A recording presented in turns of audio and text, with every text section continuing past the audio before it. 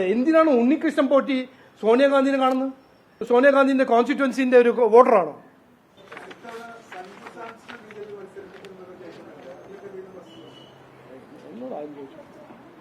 എനിക്കൊന്നറിയില്ല.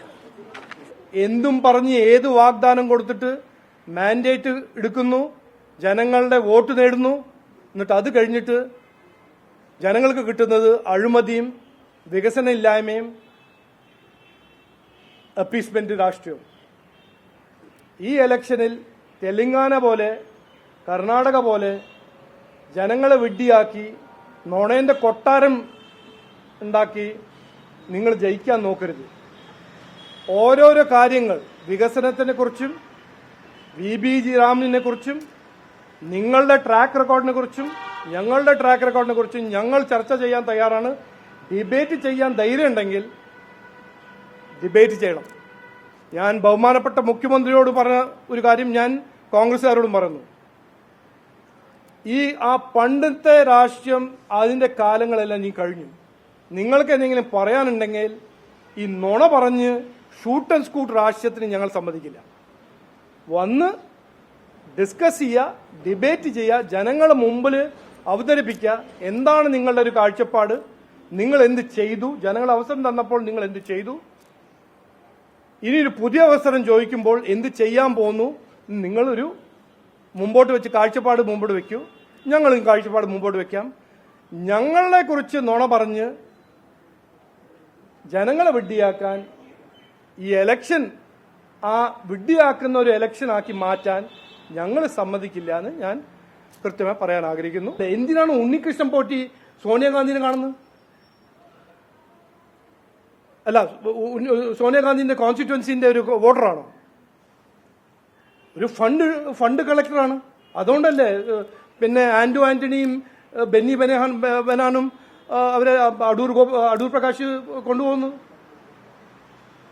ഇതൊരു ചോദിക്കേണ്ട ചോദ്യമാണ്. ഇങ്ങനത്തെ ദല്ലാൽമാര് നമ്മളെ സിസ്റ്റമിൽ എങ്ങനെ കയറി? ഞങ്ങൾ ആരെയും രക്ഷിക്കാനൊന്നും പോകുന്നില്ല. ഞങ്ങൾ അതിനെ രക്ഷിക്കാൻ താല്പര്യമില്ല. ഞങ്ങൾക്ക് സംരക്ഷിക്കേണ്ടത് അയ്യപ്പ ഭക്തന്മാരുടെ വിശ്വാസവും എല്ലാ മലയാളികളുടെ വിശ്വാസവും.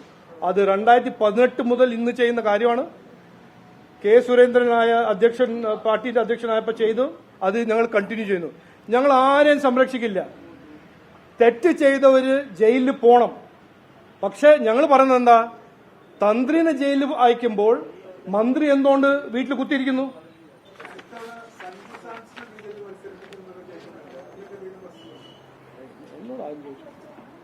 എനിക്കൊന്നറിയില്ല. എനിക്ക് ഒരു കാര്യം പറയാൻ ഒരു മടിയില്ല. ഞാൻ 100% കോൺഫിഡൻസ് കൊണ്ട് പറയുന്നു. ഈ ഇലക്ഷനിൽ പഴയ പോലെ ഈ CPMന്റെയും കോൺഗ്രസിന്റെയും ഒത്തുകളി നടക്കില്ല. ആ ഒരു ഫിക്സ്ഡ് മാച്ച് ഈ ഇലക്ഷനിൽ നടക്കില്ല. ഈ തവണ നിങ്ങൾ ഭരിച്ചോളൂ, മറ്റേ തവണ ഞങ്ങൾ ഭരിക്കാം. ആ ഒരു ഫിക്സ്ഡ് മാച്ചിന്റെ കാലങ്ങൾ കഴിഞ്ഞു. ഇനിയിപ്പോ ഞങ്ങൾ പറഞ്ഞ പോലെ വികസനം, സുരക്ഷിത കേരളം, വിശ്വാസ സംരക്ഷണം, ഇതിനെക്കുറിച്ച് ചർച്ച അവർ ചെയ്തില്ലെങ്കിലും ജനങ്ങൾ അവരെ നിർബന്ധിച്ച് ചെയ്യിപ്പിക്കും എന്നാണ് എന്റെ ഒരു വിശ്വാസം. ഞങ്ങൾ ഔട്ട്റീച്ച് എന്ന് പറഞ്ഞാൽ എല്ലാ മലയാളികളെ ഔട്ട്റീച്ച് ചെയ്യും. അപ്പോൾ അത് ഹിന്ദു ഔട്ട്റീച്ചും ഉണ്ട്, ക്രിസ്ത്യൻ ഔട്ട്റീച്ച് ഉണ്ട്, മുസ്ലിം ഔട്ട്റീച്ച് ഉണ്ട്. ഈ ക്രിസ്ത്യൻ ഔട്ട്റീച്ച്, മുസ്ലിം ഔട്ട്റീച്ച് ഞങ്ങൾ ചെയ്യുന്ന ഒരു കാരണം ഞാൻ പറഞ്ഞുതരാം. അവരുടെ മനസ്സിൽ ഒരു 20 കൊല്ലമായിട്ട് ഒരു വിഷം കയറ്റി വെച്ചിട്ടുണ്ട് CPMും കോൺഗ്രസും.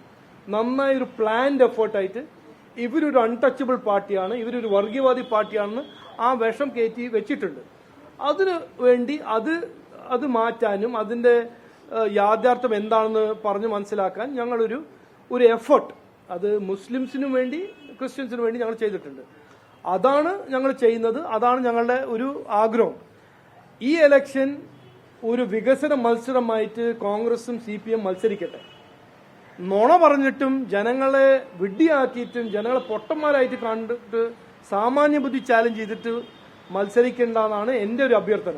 കാരണം ലോകത്തെവിടെയായാലും ഏത് സമയത്തും 24 വാർത്തകളും ഓഗ്മെന്റഡ് റിയാലിറ്റി പാക്കേജുകളും എക്സ്പ്ലെയിനറുകളും വിശദമായി കാണാൻ ഞങ്ങളുടെ YouTube ചാനൽ നിങ്ങൾക്ക് സബ്സ്ക്രൈബ് ചെയ്യാം.